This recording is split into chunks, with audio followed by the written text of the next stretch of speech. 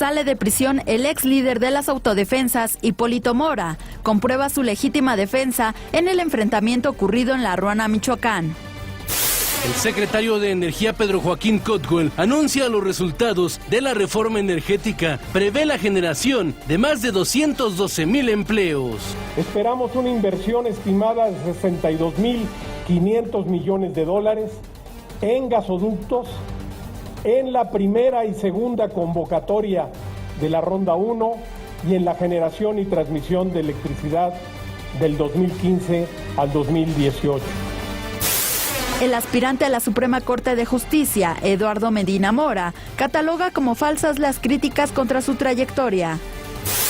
Frente Frío 41 retrasa rescate de los cuerpos de alpinistas hallados en el pico de Orizaba. El presidente Barack Obama cataloga a Venezuela como una amenaza para la seguridad y la política de Estados Unidos. ¿Qué tal? Muy buenos días, bienvenidos a la mesa del Primer Café. Muchísimas gracias por acompañarnos en esta mañana de martes 10 de marzo. Ana María Salazar, Raimundo Rivapalacio, ¿cómo están? Muy buenos días. ¿Cómo están? ¿Qué tal? ¿Cómo estás, Juan Pablo? Oye, pues nos despertamos con una tragedia en Argentina. 3 medallistas olímpicos franceses mueren al estrellarse 2 helicópteros en el aire que transportaban a celebridades que estaban grabando un programa de televisión, un reality show llamado Drop. Estos atletas franceses, Camille Muffat de 25 años, Alexis Bastin de 28 y Florence Artaud de 57. Eran parte de 10 personas que viajaban en los 2 helicópteros, 8 de ellos franceses y 2 pilotos argentinos. Esto sucedió pues hace muy poco tiempo, ha causado una enorme conmoción de tristeza en Francia y también en el mundo deportivo. Sí, 3 medallistas olímpicos en diferentes Juegos Olímpicos, 90, en Beijing, en Londres inclusive. Bueno, pues ahí está con esta noticia que nos despertamos. También estábamos viendo 2 temas que son espectaculares, la liberación de Hipólito Mora, pero no nada más Hipólito Mora, también va para afuera Alberto Torres, Simón el Americano, su enemigo, y más de 23 personas que fueron detenidas en diciembre, después, bueno, como consecuencia de este enfrentamiento en La Ruana, donde murieron 9 personas. Ahora, dice el juez que dispararon en defensa legítima. Si los dos grupos enfrentados dispararon en defensa legítima, ¿quién disparó? Primero. Sí. Ya lo veremos y les vamos a decir quién disparó primero. Pero sí, dejamos el misterio. Listos. Y también, qué increíble lo que está sucediendo con el embajador Eduardo Medina Mora, que está solo defendiendo, ya no la posibilidad de que hoy lo ratifiquen como ministro de la Suprema Corte de Justicia. Él es parte de la terna que propuso el presidente Enrique Peña Nieto ya hace varios días, sino está saliendo a defender pues su prestigio profesional en el servicio público. Es muy triste que una propuesta presidencial la dejen así. Lo dejaron solo. Está solo el embajador Eduardo Medina Mora. Ya vamos a ver lo que es realmente la discusión y por qué tuvo que salir a defenderse ayer frente a las acusaciones y críticas que se le hacen, donde se pide al Senado que no lo ratifique, pero me llama profundamente la atención la forma como el presidente de la República lo trae a México contra su voluntad, contra su propia situación personal, que no estaba en el mejor momento para que él pudiera venir a México, insisto, por razones personales que no voy a tocar yo en este programa, y viene y lo dejan solo para que sea el nombramiento del presidente Peña Nieto. Y yo recuerde, de cualquier otro cargo de esta naturaleza hecho por un presidente mexicano, más masivamente criticado, cuestionado y descalificado. Si hoy, como dice la prensa, el Senado lo vota y ratifica que él es el próximo ministro de la Suprema Corte de Justicia, va a ser el ministro con más ilegitimidad y con mayor descrédito, con el mayor costo político que jamás haya llegado. Porque nadie lo defendió. O sea, él se defendió solo. pero... Se tuvo que salir a defender solo. Esto me parece increíble en la forma como no arroparon una propuesta presidencial de esta naturaleza. Increíble. Y no nos estamos metiendo en quién tiene la razón, ya lo exploraremos en unos minutos más, pero es cómo abandonan a una propuesta presidencial. Bueno, 31% de los impactos, la Organización de las Naciones Unidas, a través del informe de su relator, Juan Méndez, su relator en Derechos Humanos, acusa a México, o acusa que hay tortura generalizada en México. El embajador Jorge Lomónaco, que es el representante mexicano ante los organismos internacionales de Naciones Unidas, que están en Ginebra, rechazó por completo este reporte y dijo que no reflejaba la realidad. De cualquier forma, lo que dice el embajador tiene mucho menos peso político que lo que está diciendo el informe del relator sobre derechos humanos de las Naciones Unidas. Un informe devastador. Sí. Que no es únicamente para el Ejecutivo Federal, va a todos los niveles de gobierno, 31% de los impactos. Con 24% de los impactos tenemos ayer ya la presentación del secretario de Energía, pero Joaquín Caldwell, que lo veíamos en el adelanto donde habla de estas inversiones por más de 62,000 millones de dólares para o durante la ronda 1 de la reforma energética. Este optimismo, sin embargo, se contrapone a lo que la Secretaría de Hacienda ya está haciendo. Y ayer mismo no está en México, pero está en la prensa financiera internacional, porque la Secretaría de Hacienda, parafraseando al Financial Times, endulzó la reforma energética para evitar que se siga abaratando la primera ronda y que tenga que ir casi a remate o estarles pidiendo que por favor le inviertan. Lo que hizo fue elevar los márgenes de utilidad para aquellas empresas que quieran venir a México de 15 a 20%. Es decir, sube el margen de utilidad a quienes aprovechen este mecanismo en este momento de 15 a 20%.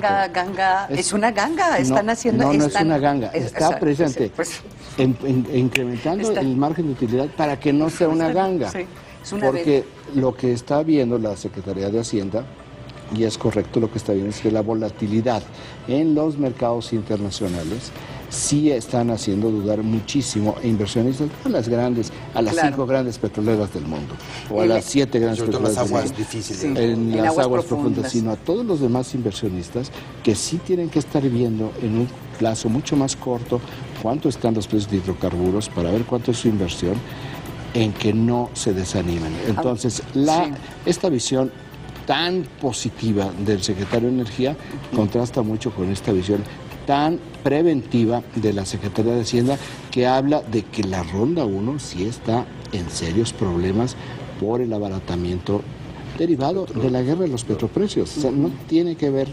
realmente con un asunto interno, sino tiene que ver con el entorno internacional. Aquí resalto el problema de comunicación que tiene la presidencia. En parte por cuestiones que suceden, que están fuera de su control, por ejemplo, este reporte de las Naciones Unidas, pero también cuando, fíjate, tienes al secretario de Energía haciendo estas declaraciones, un poco tratando de resaltar los beneficios de la reforma, que empieza a competir con los comentarios que hace la Secretaría de Hacienda, que lo vemos allá abajo, en donde parece, no se contradicen, pero sí como que parecería que es un mensaje muy, no es tan alentador, o sea, por lo menos no es un mensaje en donde se esté presumiendo las ventajas. Y luego tú le adicionas que Enrique Peña Nieto, el presidente, hace declaraciones el día de ayer, el presidente de la República, y sus comentarios caen hacia el final del PAI informativo. Me voy a sumar a lo que acabas de decir. En el día en que cambiaba el diseño de comunicación, fue el día que mayores declaraciones públicas hubo. Tú acabas de mencionar algunas, pero arrancó el día con declaraciones de la procuradora Arely Gómez diciendo la investigación de Ayotzinapa que realizó el ex procurador Jesús Murillo Caram fue completa y exhaustiva. Para empezar. Importante. Tu amigo, que dices que nunca habla, el secretario de Gobernación, Miguel Ángel Osorio Chong, habló también ayer de seguridad.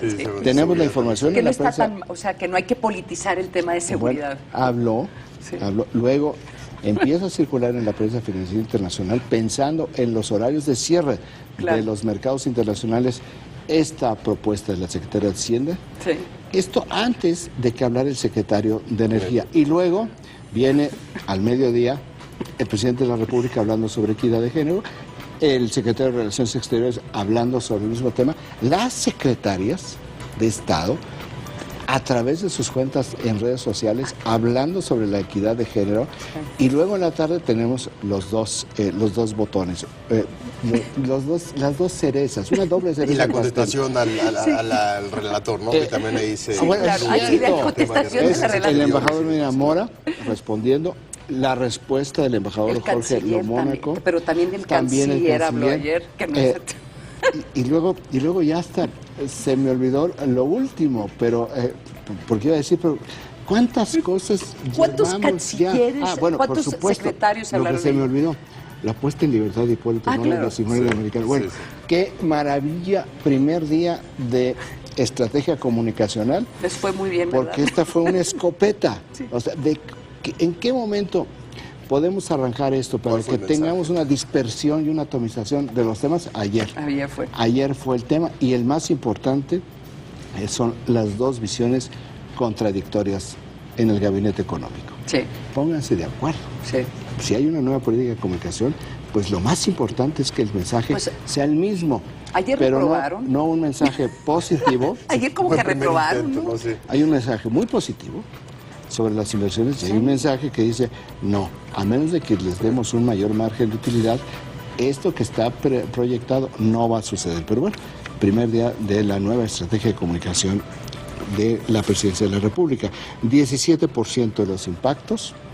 Algo muy interesante, en la Cámara de Diputados ayer se frenó la Ley General de Aguas. La Ley General de Aguas había sido aprobada la semana pasada en comisiones y hoy se iba a pasar al Pleno. Hubo una enorme y marginal protesta de la oposición de izquierda. ¿Por qué digo enorme? Porque fue muy sonora. ¿Por qué digo marginal? Porque no les alcanzaban los votos para frenar esta Ley General de Agua, Pero aduciendo... hicieron mucho ruido, ¿eh? Sí, pero el ruido no te suma votos. No, O sea, pero a lo mejor te suma votos en el proceso electoral de junio, Bueno, no los votos Lo de la interesante ley. es que sin tener los votos, pudieron haber aprobado la Ley General Sí. de Agua, decidió el PRI decir que se posponga. El argumento es de que esta ley iba a privatizar el agua. En realidad no se privatiza el agua. El agua O sea sigue que no siendo... tienes tú un problema de lento aprendizaje, según Mario Fabio Beltrones. El agua... Mario Fabio Beltrones dijo, si uno no tiene un problema de lento aprendizaje, sabe que esto no es privatizar. Entonces, Bueno, pero no es privatizar el agua. el agua.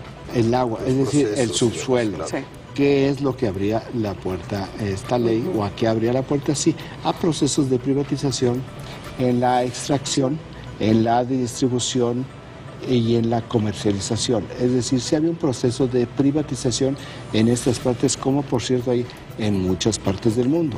Yo no En sé la qué diría discusión- Mario Fabio Beltrones No, después no, de ese es un comentario tuyo. No, es un asunto En ese de... sentido va, ¿no? Pues yo creo Es que, un yo creo que asunto sí. de semántica, Sí. Claro. es un asunto de instrumentos e ingredientes retóricos. Sí. O sea, no es el agua, es como el petróleo. Sí. O sea, no se privatiza el subsuelo, se privatiza lo El demás. procesos. Sigue siendo Como dueño de... ahora, se pospone, dijo el coordinador del PRI en la Cámara de Diputados, Mario Fabio Beltrones, para despejar todas las dudas, para que no haya desinformación, y se pospone por un tiempo indefinido. Cuando dicen se pospone por un tiempo indefinido, pues se pospone o se acabó. O sea, o después de las elecciones, lo que le quede. Lo que me llama mucho la atención es, pues estando las cosas en las condiciones como están, ¿a quién se le ocurrió meter una ley que también tiene un ingrediente ideológico? Porque Claro. la discusión es ideológica. Claro, ¿verdad? Y como además está ya incorporada en rango constitucional que el agua es un derecho humano y no te la pueden quitar bajo ninguna circunstancia, ¿a dónde nos lleva esta situación? A que si tú dejas de pagar el agua, No te lo pueden la cortar. pueden cortar. Sí. Entonces, algo muy bueno se convierte en otro foco de conflicto, porque si tu vecino, por la razón que sea, desde que no puede hasta que no se le pega la gana, no te va el agua, ¿a quién crees que se la van a porratear? Pues a ti. Sí. No, sí. Y a nosotros. Debate interesantísimo por hacer cosas buenas, que al final resulta que son muy complicadas, porque generan tantas dificultades y tienen tantas aristas que te lleva a este tipo de contradicciones. Y ahora sí, ¿cómo las resuelves? ¿Es una reforma constitucional? Sí. Entonces tú haces eso y eliminas también la posibilidad de que se abra a la privatización con un momento en el cual vamos a vivir ajustes en el gasto público. Pues yo ya me imagino cómo vamos a estar el próximo año con esto de la distribución del agua. Si hoy hay problemas en muchos lugares, bueno, pues y que no es un debate que se está siguiendo, que el debate más bien en el tema legislativo fue un debate privatizador y no es realmente yéndose al fondo de la problemática del agua tan importante que tiene nuestro país para los próximos 5 años. Dice el secretario de Gobernación, no politicen la seguridad, pues todo se politiza.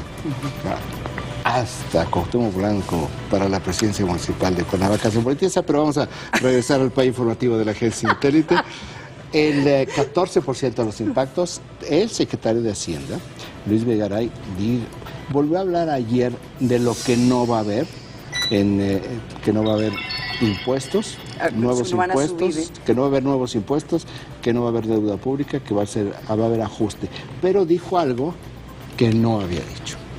Y lo que dice es que no hay condiciones para que se reduzcan en este momento los impuestos, que era una de las propuestas que estaban haciendo. Bueno, ya vemos que no va a haber impuestos, pero que venga una reducción para estimular el crecimiento. Y lo que dice el secretario de Hacienda es que no hay condiciones. ¿Qué significa que no hay condiciones? Que no tienen de dónde sacar dinero.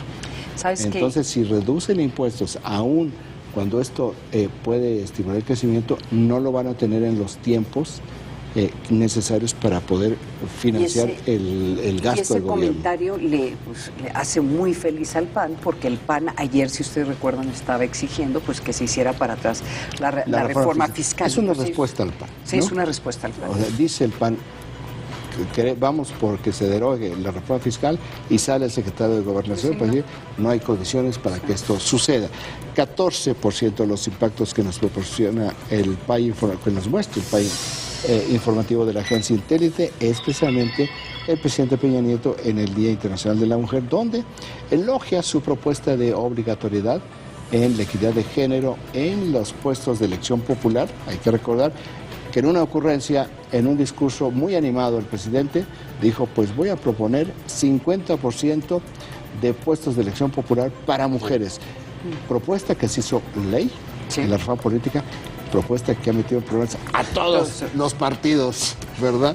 En una sociedad tan machista, en un sistema político tan varonilmente sexista, pues... Varonilmente sexista. Sí, me encantó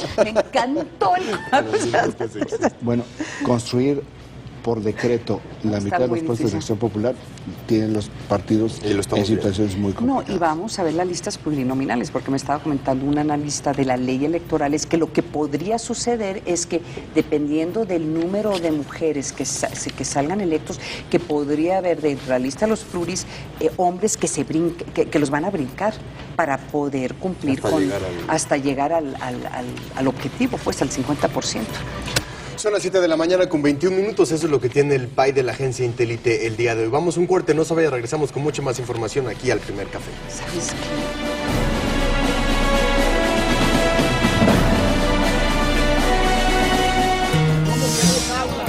qué? La educación de calidad es uno de los principales ejes del gobierno de Manuel Velasco.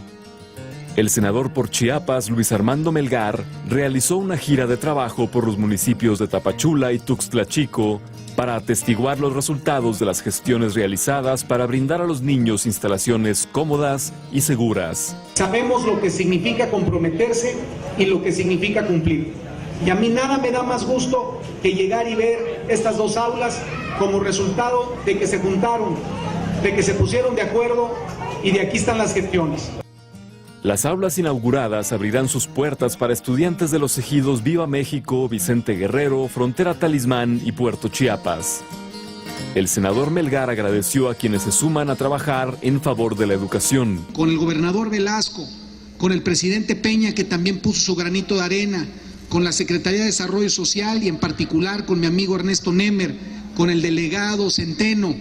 Todos ellos tuvimos que poner nuestro granito de arena para que esto jale.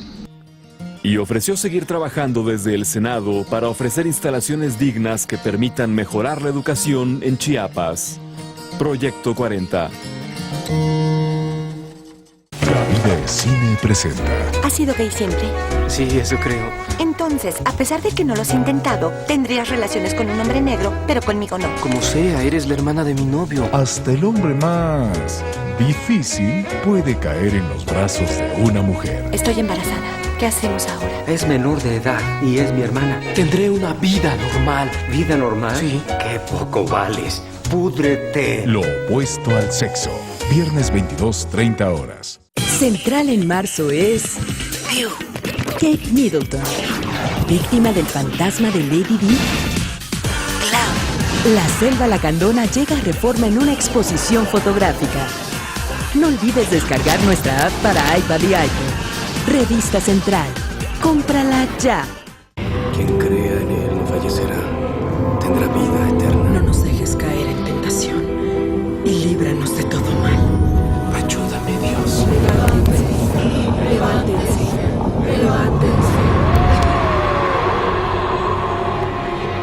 No dejaré que te lleven. Eres mi hijo. Village, segunda temporada. Gran final.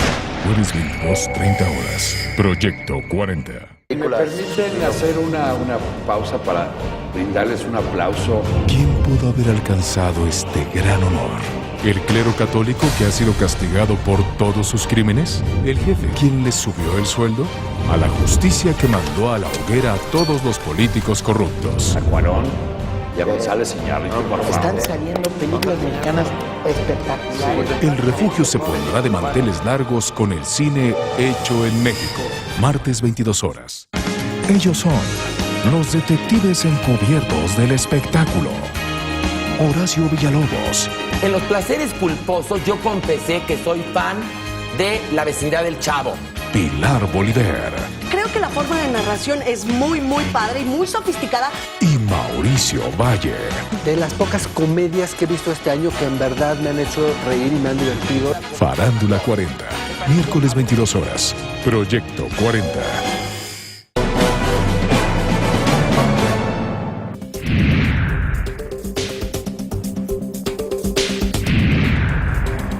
El fundador de los grupos de autodefensas en Michoacán, Hipólito Mora, salió del penal de Mil Cumbres en Morelia. Esto después de que la séptima sala penal del Supremo Tribunal de Justicia del Estado revocó el auto de formal prisión en su contra. Junto con él, abandonaron el penal al menos 26 de sus seguidores. A su salida de prisión, Mora afirmó que su libertad constituye un acto de justicia y aseguró que no abandonará sus ideales. El Poder Judicial del Estado informó que el juez tomó en cuenta al menos 3 elementos para revocar el auto de formal prisión.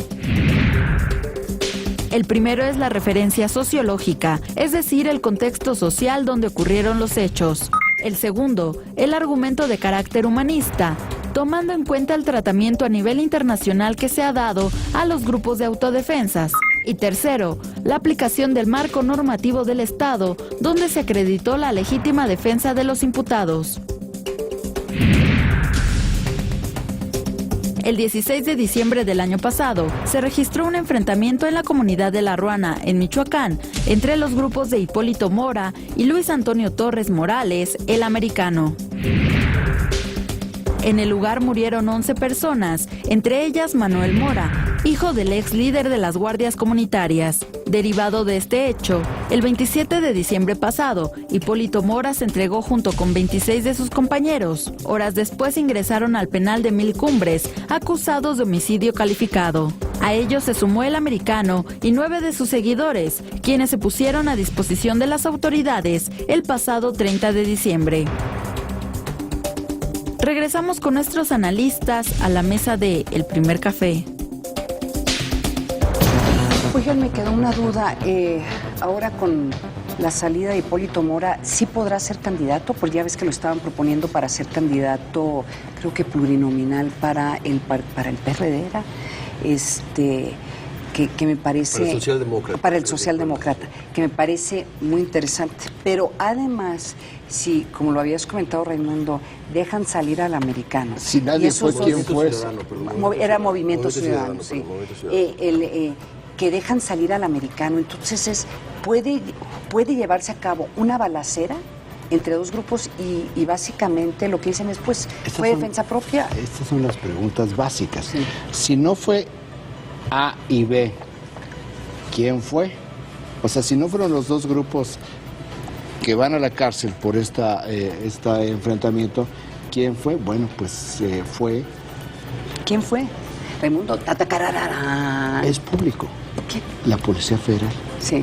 Hay un reporte de la Policía Federal donde llegan, están entre los dos grupos enfrentados en La Ruana, ¿no? Es como Berlín en la Guerra Fría, ¿no? Berlín Oriental, Berlín Occidental, está el muro de Berlín, que es la Policía Federal, pero está la Policía Federal, hay mucha tensión, efectivamente, y se les sale un disparo. A un policía federal, y allí empieza el enfrentamiento. Ambos grupos. Bueno, pues entonces, muy bien, no hay culpables. Pero hay muertos. Pero sí hay responsables, sí, ¿verdad?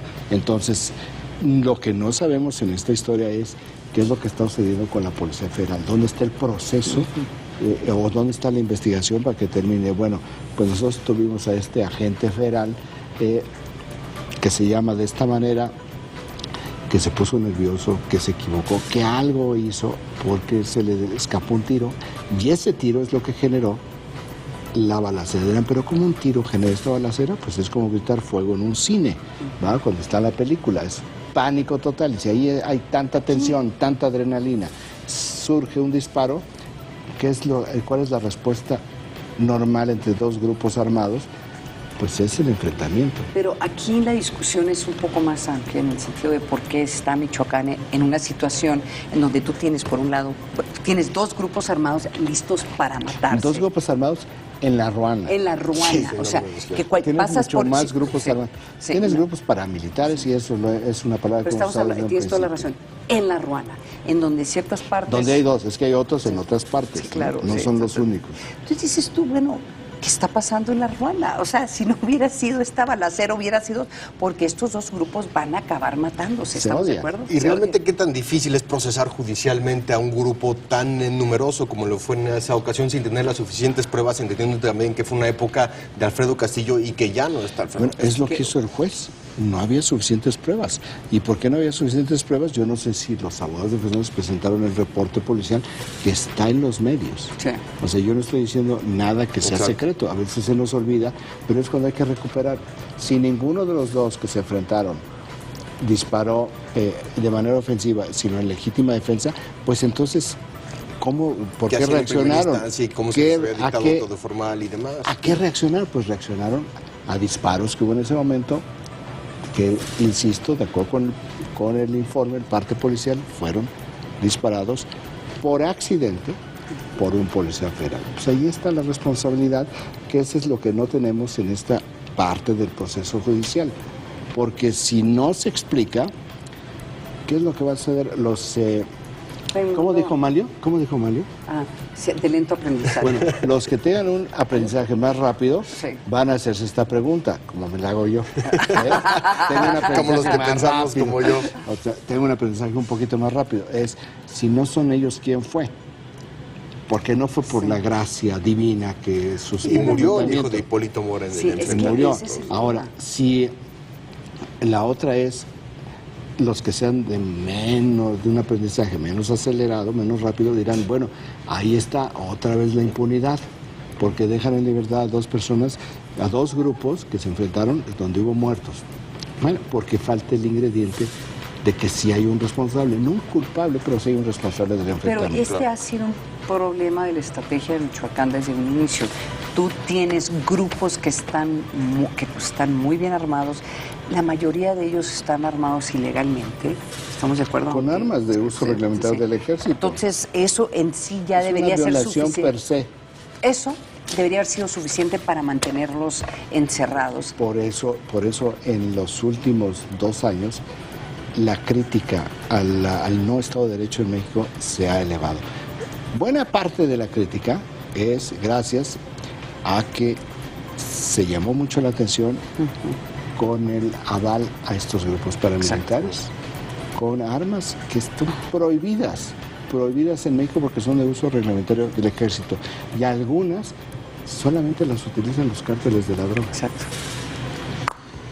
Vamos con más información. El embajador de México en Estados Unidos, Eduardo Medina Mora, calificó como falsos y tendenciosos los señalamientos que se han hecho en su contra.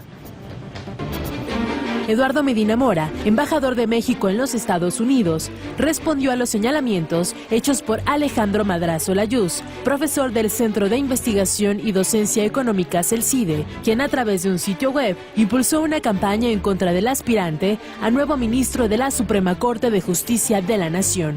A través de una carta, el diplomático negó que la descomposición que sufrieron la seguridad y la justicia entre los años 2000 y 2009 fuera producto de su actuación cuando estuvo al frente del CISEN, la extinta Secretaría de Seguridad Pública y la Procuraduría General de la República. Es falso que ello se deba a mi actuación. Pretender atribuirme parte o toda la descomposición que usted refiere es tendencioso, especulativo y poco escrupuloso. Aseguró que durante su gestión en el CISEN, se reestructuró, reformó y transparentó. También defendió su paso por la PGR. Rechazó que el llamado michoacanazo se haya dado por motivos políticos o por la cercanía de las elecciones. Aclaró que la detención de los funcionarios estatales y municipales obedeció a los nexos que tenían con el crimen organizado. Falso por lo que corresponde a las supuestas motivaciones políticas por la cercanía de las elecciones. En este caso, se ejerció la acción penal respecto de funcionarios públicos estatales y municipales del estado de Michoacán, de todos los partidos. Medina Mora negó que haya hecho activismo desde la PGR a través del uso desmedido de acciones de inconstitucionalidad y desmintió que la efectividad del Ministerio Público de la Federación se desplomara durante su gestión. Por último, indicó que al utilizar la figura del arraigo, la dependencia no cometió abusos en materia de derechos humanos. Es importante hacer dos precisiones. La primera es que la figura del arraigo cambió con la reforma del sistema de justicia penal de 2008. La segunda es que a partir del 2006 aumentaron sustancialmente los arraigos por el incremento de las puestas a disposición del Ministerio Público por elementos de las instancias de seguridad. Regresamos con nuestros analistas a la mesa de El Primer Café. Ha sido muy interesante este proceso porque por una parte se supone que cuando tienes cuando se hace la decisión de que tus secretarios, tus magistrados de la Suprema Corte, o sea, todos estos personajes importantes en la política, en la administración de justicia y la administración de un gobierno, tienen que pasar ante una ratificación del Senado. Pues la idea es que se revise su historial y se les cuestione. De hecho, hay muchos, cuando uno ve, por ejemplo, en la política estadounidense, hay muchas personas que dicen no. Yo no me voy a someter a ese proceso porque me van a atacar, o sea, van a buscar cualquier cosa para cuestionarme y te revisan gracias a Internet también, pues cualquier cosa que hayas escrito, cualquier fotografía que aparezca en tu Facebook, te pueden cuestionar.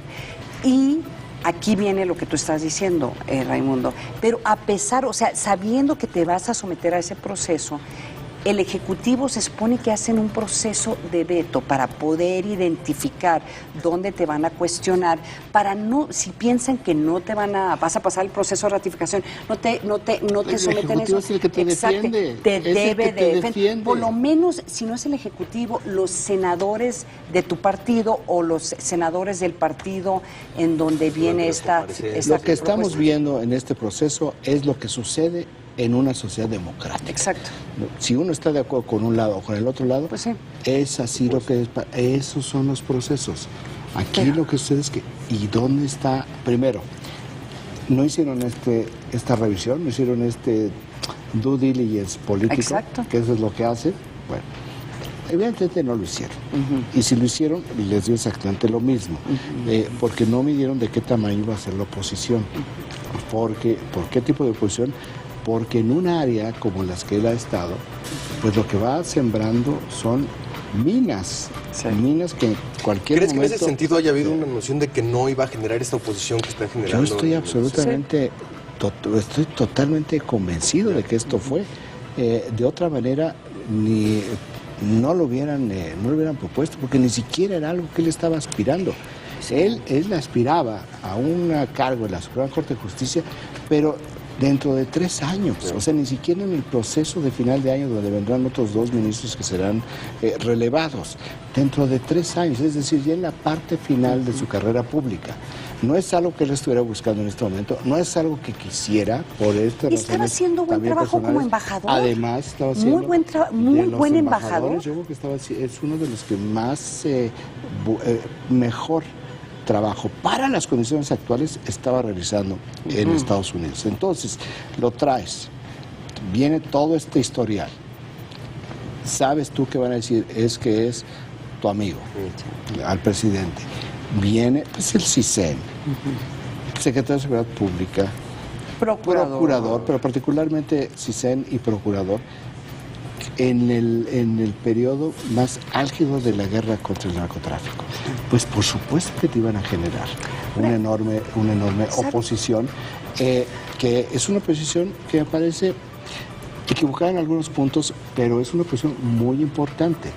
Creo que ahí se les está escapando por un problema de ir hacia lugares comunes y no tener toda la información. Pero ¿sabes qué? También es sorprendente.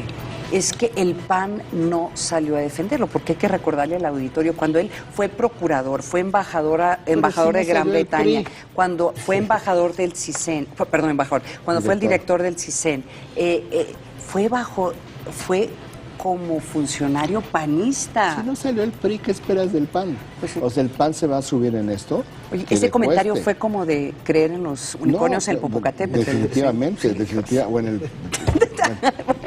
Ahora, él dice desmanteló al CISEN. Sí. Bueno, es un problema técnico, porque realmente el desmantelamiento del CISEN no es cosa de él. El presidente Fox le quitó presupuesto al CISEN. Claro. O sea, el CISEN se achicó por el presidente Fox. Pero también la gente se le olvida, era ese momento en la historia de México en donde tenías la transición democrática y tenían que cambiar estas instituciones. Pero sí salieron 1.700 funcionarios del CISEN, incluido en su periodo, pues cuando menos 300 agentes de inteligencia humana. Sí. Entonces, no es el asunto del desmantelamiento. Se le quiere criticar su paso por el CISEN, hay que criticarlo de 2 maneras. Una es que durante su periodo la inteligencia humana desapareció del CISEN. O sea, sí por razones presupuestales, porque el presidente Fox no les dio suficientes recursos, tuvieron que despedir o despidieron porque pensaban que eran demasiados para poder hacer este tipo de cosas, a 300 personas, cuando menos. ¿Cuál es el resultado? Bueno, pues el resultado es, entre otras cosas, que se perdió toda la investigación sobre los movimientos armados, que ha costado mucho tiempo recuperar, por ejemplo. Sí. La otra es el uso político del CISEN al servicio del gobierno de Vicente Fox contra Andrés Manuel López Obrador. Se nos olvida. Claro. Entonces, él sí se utilizó de una manera facciosa. El CISEN no está incorporado en las críticas. Como secretario de Seguridad Pública, creo que fue sin pena ni gloria su paso, pero fue Procurador General de la República. Cuando lo acusan de Michoacanazo, que fue esta operación un mes antes de las elecciones en Michoacán, de las elecciones intermedias del 2009, en realidad la parte más crítica que se le puede hacer no es si participó o no de una decisión política, sino por qué no judicializó las pruebas de inteligencia que le entregó la Policía Federal, por el pleito que tenía con el secretario de Seguridad Pública Federal, Genaro García Luna. Entonces, creo que la crítica está mal orientada hacia Eduardo Medina Mora, que por eso puede responder de esta forma tan contundente cuando dice, yo no participé en Rápido y Furioso. Por supuesto, ni siquiera estaba él ya como procurador cuando se dio esta autorización, pero él estuvo en los 2 programas previos, Gun Runner y el Interceptor, creo. Mira, pero hay que decirlo. Que eran los programas... Fíjate, pero hasta el gobierno de Estados Unidos... De la secuela de Rápido pero lo interesante es que el gobierno de Estados Unidos salió con un reporte para apoyar la posición que había tomado Medina Mora, de que no sabía que a mí me pareció también muy interesante. En el pleito interno de Estados Unidos de las agencias sale el Departamento de Estado con la DEA apoyándolo en el pleito con la Agencia de Tabaco y Armas de Fuego, que era lo que decía, no, sí, él supo de los otros programas. Pero los otros salen a decir que no. Pero cuando se van por un asunto de generalidad sin la precisión, pues permite que haya este tipo de ¿Queda respuestas. sí o no? Yo creo que la prensa que tiene 92 votos para salir. Yo creo que todavía hoy al Senado van las peticiones y las firmas. Pero no creo que vaya a cambiar. No, digo, finalmente no tiene. Solo Ana María cree que eso puede suceder. No, yo creo que va a ser magistrado. 7:43, vamos a un corte, no se vaya, regresamos con mucho más aquí a la mesa del primer café. Y sí, a veces sí creo. Tu voto es un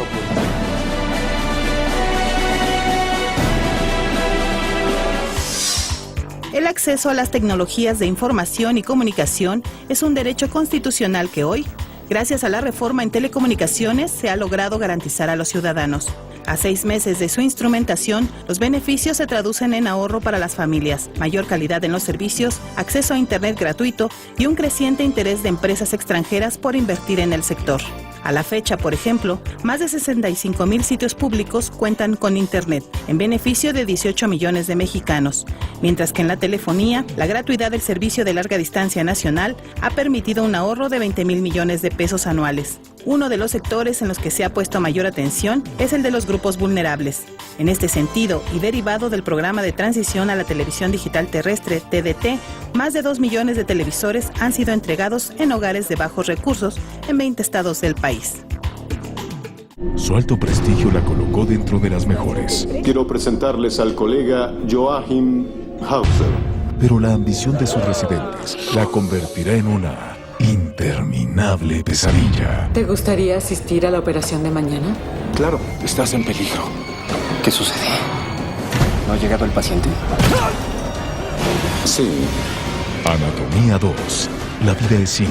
Sábado 23 horas. Proyecto 40. Esta semana en Vértigo. De audaces e impresionantes califica la reina las reformas económicas de México. El presidente Enrique Peña Nieto realiza una visita de Estado a Reino Unido y la reina Isabel II afirma que su país está listo para trabajar junto con México en la implantación de esas reformas. Descarga nuestra app.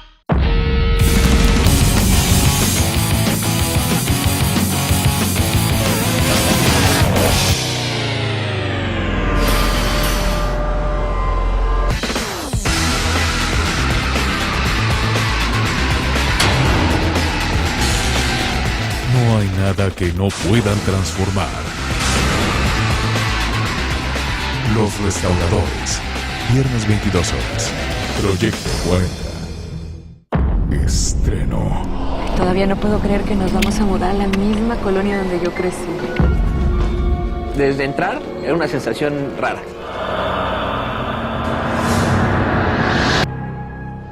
Vi algo en el pasillo, como un fantasma. ¿Qué quieres? Tus hijos. Puertas al más allá. Caleidoscopio, la mejor forma del conocimiento. Viernes 17:30 horas. Proyecto 40. 40 cuadros por segundo. 40 emociones. 40 grandes actuaciones. 40 visiones de los mejores directores. Más que un número, la mejor opción para ver el cine en tu casa. Cinema 40. Lunes a viernes 15 horas. Proyecto 40.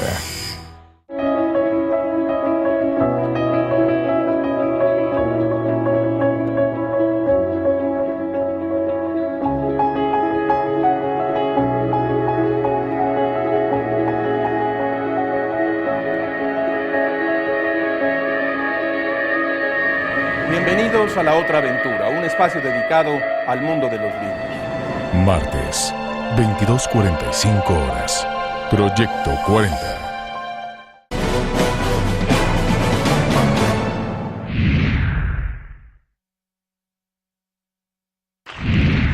Al presentar los resultados de la reforma energética en el primer semestre de su implementación, el secretario de Energía, Pedro Joaquín Caldwell, habló de las inversiones que se esperan para los próximos 3 años. Con estos primeros avances de la reforma, esperamos una inversión estimada de $62.500 millones en gasoductos, en la primera y segunda convocatoria de la Ronda 1 y en la generación y transmisión de electricidad del 2015 al 2018.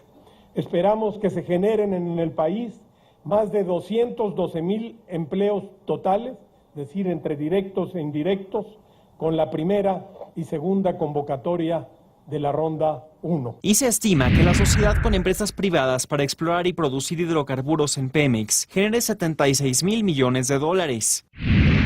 La inversión en la industria petrolera, lo he venido diciendo, representa en exploración y producción aproximadamente el 2% del PIB, y a partir de las conversaciones que Petróleos Mexicanos lleva a cabo con posibles socios operadores, advertimos que la meta que se había planteado desde el año pasado de llevar esta inversión hacia el 4% del PIB es realista. Además, en estos primeros 6 meses se han desarrollado 15 proyectos de generación de energía renovable. Se ha anunciado por parte de la Comisión Federal de Electricidad 8 proyectos eólicos, 4 en el estado de Oaxaca y 4 más en el estado de Tamaulipas. Además, ya se ha resuelto un proceso licitatorio público para la construcción de una nueva central hidroeléctrica en Chiapas, Chicoacén 2, que empieza ya su proceso de construcción actualmente. El secretario de Energía, Pedro Joaquín Caldwell, señaló que la reducción de los precios del petróleo permitió reducir las tarifas eléctricas industriales en 18% y la residencial en 2%. Regresamos con nuestros analistas a la mesa del primer café. Muy importante lo que dijo el secretario, muy importante lo que dijo el director de la CFE. El problema es que se perdió. O sea, de hecho, casi ni se ve estas notas en las primeras planas de los periódicos nacionales. Creo que no hay ningún... En una aparece por ahí, perdido, en la parte baja. En uno solo. Y los medios internacionales no lo reflejaron. No, los medios están con lo que dijo la Secretaría de Hacienda. Exacto. No, están con lo que dijo el relator de la ONU. Bueno. Sobre el tema de la tortura en México y la reacción del gobierno de México. Entonces, creo que tiene que haber otras formas en que el gobierno puede promover estas ideas de lo que representa la reforma, en este caso la reforma energética para México. Ahora, ya hubo reacciones del Instituto Nacional Electoral, básicamente cuestionando al gobierno federal, que van a estar dando estos informes en estos días sobre los beneficios de la reforma, porque lo que están diciendo ahora algunos partidos es no lo pueden hacer porque esto hay que verlo desde un contexto electoral que podría favorecer, obviamente, favorecer al PRI. Entonces todo esto ya se enredó, que es una lástima porque lo que dijo ayer el secretario de Energía es muy importante y hay muchos aspectos de esta reforma que tal vez no se ha recalcado lo suficiente el beneficio que va a haber para México. Vamos con más información. La aparición de 2 cuerpos momificados en el Pico de Orizaba ha llamado mucho la atención. Un hallazgo que data de hace más de 50 años. A más de 5,000 metros sobre el nivel del mar, en la cara norte del volcán Pico de Orizaba, se ubica este hallazgo, que en los últimos días ha sorprendido a más de uno. Son 2 cuerpos momificados, al parecer, un par de alpinistas, quienes quedaron sepultados bajo la nieve hace más de 50 años. El Club Alpino Mexicano llegó hasta este punto para atestiguar el descubrimiento y a través de un video dieron cuenta de su exploración. Incluso creen que debajo de estos cadáveres puede encontrarse un tercero, pero las labores para recuperar las osamentas podrían tardar varios días más. Ayer, la Secretaría de Gobernación informó que el rescate reiniciaría mañana miércoles. Sin embargo, los efectos del Frente Frío número 41 hacen que el riesgo se incremente, por lo cual los trabajos se retomarían en cuanto los especialistas así lo determinen.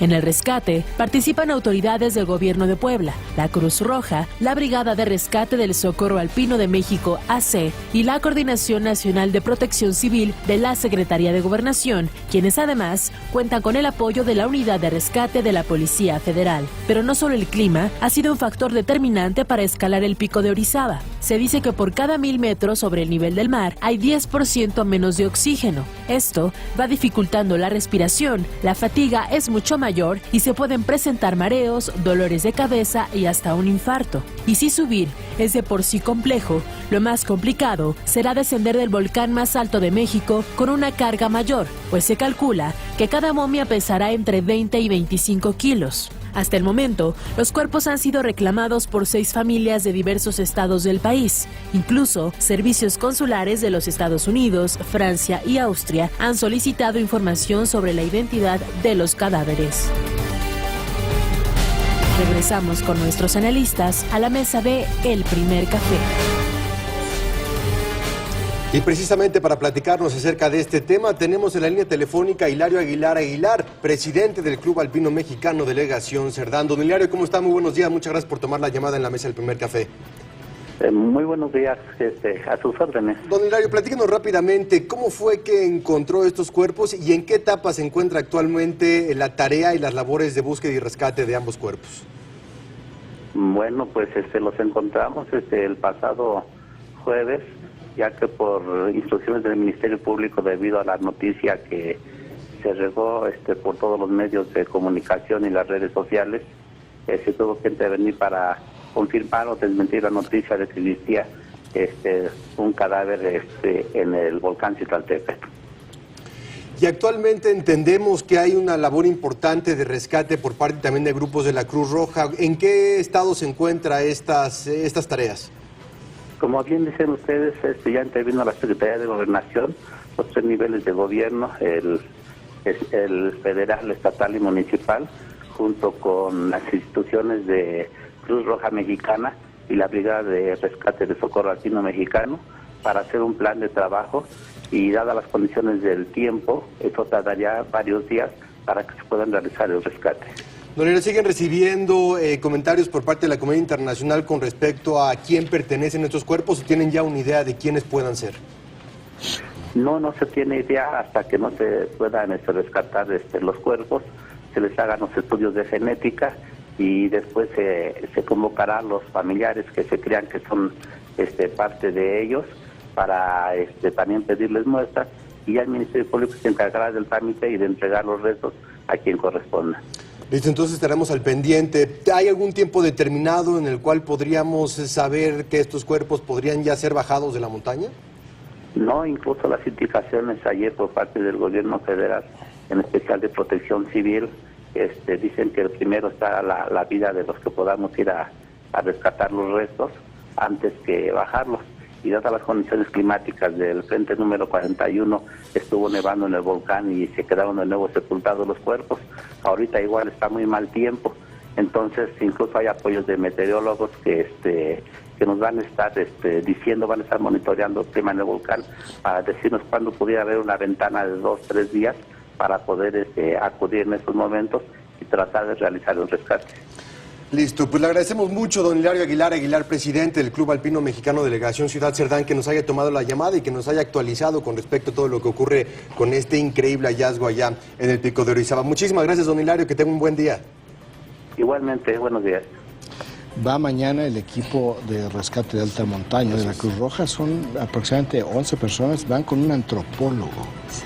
Porque va a ser un trabajo sumamente interesante, porque no se pueden bajar, o sea, no es llegar a romper el hielo y llevárselos, porque los cuerpos están integrados en el hielo, entonces va a ser un trabajo... Están abrazados. No, es por el tipo de posición, de hecho, lo que parece que están abrazados, no están abrazados, y eso es lo que lleva a pensar en la ubicación de cuándo fue el accidente, por una técnica que se utilizaba en la primera parte del siglo pasado, donde se amarraban. Por eso están diciendo que pueden no ser los que están señalados de 1957, sino de 1949, que podría ser, porque el hecho de que estuvieran tan juntos, que da la impresión que están abrazadas, es porque iban amarrados, que era esa técnica. Pero es un trabajo mucho más complejo del que podríamos imaginarnos. No es, porque el trabajo, insisto, es como de arqueología. Van como a rescatar una momia en la tierra. Sí. Es exactamente lo mismo, quizás más complicado porque el hielo no es como la tierra. Cuesta más, es mucho más difícil. Fascinante que haya agarrado y haya secuestrado los medios. O sea, ha sido una nota importante, interesante. Es que lo insólito es uno de los 3 primeras órdenes de qué es noticia. Lo desconocido es lo desconocido, y lo insólito. Y lo nuevo. Entonces, esta reúne los 3 primeros puntos de medios internacionales, una noticia. Con mucho interés. Se nos está acabando el tiempo. Alexia Barrios pregunta por ahí qué van a hacer con Beltrones. O sea, yo creo que esa es la gran interrogante que hay en los medios políticos. Me pregunto si el presidente de la República sabrá qué va a hacer con Mario Fabio Beltrones cuando termine la legislatura. Sí, ¿verdad? Pues estará por mencionar. María, nos vamos. Muchas gracias. Raimundo, nos vamos. Muchas gracias. Gracias a usted por habernos acompañado en esta mesa del Primer Café. Mañana a las 7 en punto. Lo esperamos. Muchas gracias. Excelente día. Buen día.